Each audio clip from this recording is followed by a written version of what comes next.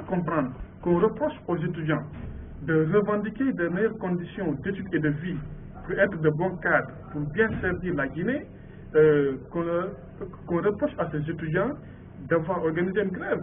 Et partout, si les étudiants font une revendication et ils ne sont pas entendus, c'est normal qu'ils sortent dans la rue, qu'ils manifestent. C'est un moyen de pression, que ce soit en Guinée, même aux États-Unis. Récemment, j'étais aux États-Unis, et à Wisconsin, la population est sortie dans la rue, matin, midi et soir, et ont envahi le Capitole.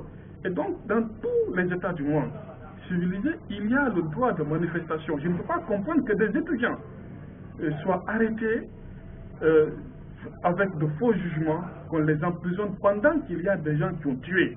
Zakaria Diallo récemment a été tué par des gens qui sont là et qui n'ont pas été arrêtés ni jugés. Il y a les criminels de tous les événements, de tous les crimes contre l'humanité, de toutes les violations des droits humains qui ont été commis ici en Guinée, notamment en 2006, en 2007, en 2009, en 2010 et en 2011, que ces criminels soient là encore sans qu'ils soient arrêtés ni jugés et qu'on arrête des étudiants pour avoir revendiqué de meilleures conditions de vie et d'études pour les emprisonner. Cela est inacceptable et nous exigeons, NFD, Nouvelle Force Démocratique, exige la libération du colonel Moussa Keïta et ces étudiants qui croupissent de façon inhumaine et inacceptable en prison. Voilà, je rappelle bien sûr que l'émission s'appelle Société Débat, c'est sur Family FM 105.3. Nous sommes aussi en direct sur le net à travers le site www.guineatime.com. Vous pouvez nous regarder en direct et en vidéo. Vous pouvez aussi regarder, consulter un peu après ce site pour voir dans les archives, si vous voulez bien sûr suivre cette émission en intégralité. Et nous sommes aujourd'hui avec Mokhtar Diallo. Je vous rappelle qu'il est le président des Nouvelles Forces Démocratiques. Il est ancien ministre de l'élevage. Voilà, M. Diallo, s'il faut parler maintenant de la reprise du fichier électoral aujourd'hui, ça fait couler beaucoup d'encre, il y a toute une polémique, il y a deux camps aujourd'hui. Le premier, celui du gouvernement qui pense que c'est nécessaire, plus que nécessaire même aujourd'hui, de revoir le fichier qu'on considère les malpropres, et qu'il y a le second camp auquel d'ailleurs vous appartenez, vous ne voulez pas qu'on revienne sur ce fichier, donc on peut tout à fait réviser.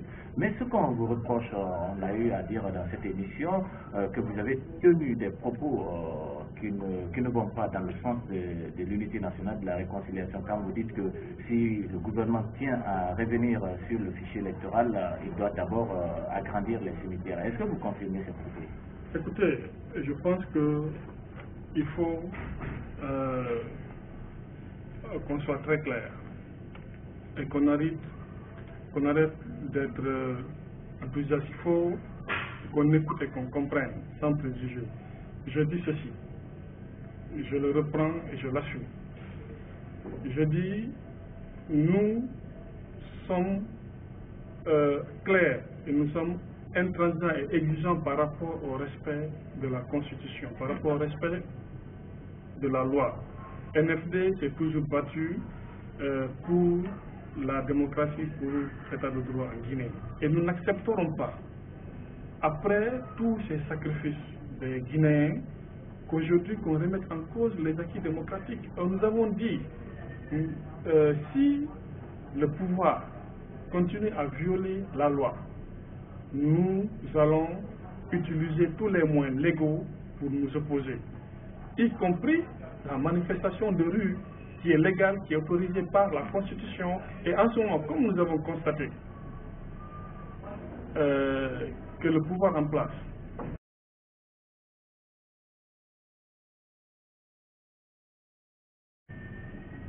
blesse et arrête, nous avons dit donc, en tout cas pour nous, nous allons manifester un respect de la loi, donc de façon pacifique et légale, mais donc s'ils veulent continuer à tuer, à blesser et à arrêter illégalement des citoyens dans leurs droits, et donc qu'ils préparent les cimetières, les hôpitaux et les prisons.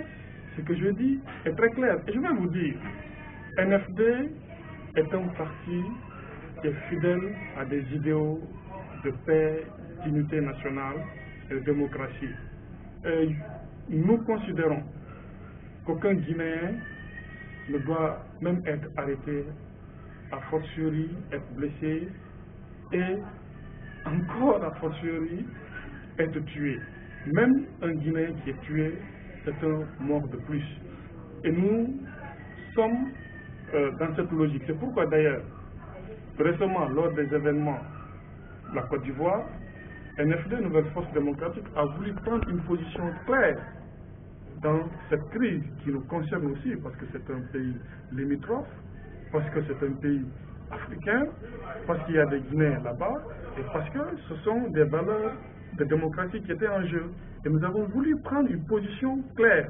En ce moment même, nous étions à New York, nous avons même pris rendez-vous aux Nations Unies, nous avons même invité des grands médias américains et internationaux pour prendre une position publique et officielle au nom de NFD. Mais quand nous avons échangé avec les responsables de NFD en Côte d'Ivoire, ils nous ont fait croire que c'est pertinent, mais cela risquait de mettre en danger les Guinéens qui vivent en Côte d'Ivoire. Et pour cette raison, et cette raison seulement, nous avons arrêté ce projet. C'est pour vous dire justement que tout acte pouvant mettre en danger un Guinéen est combattu par la NFD. Donc nous ne sommes pas un parti qui milite pour...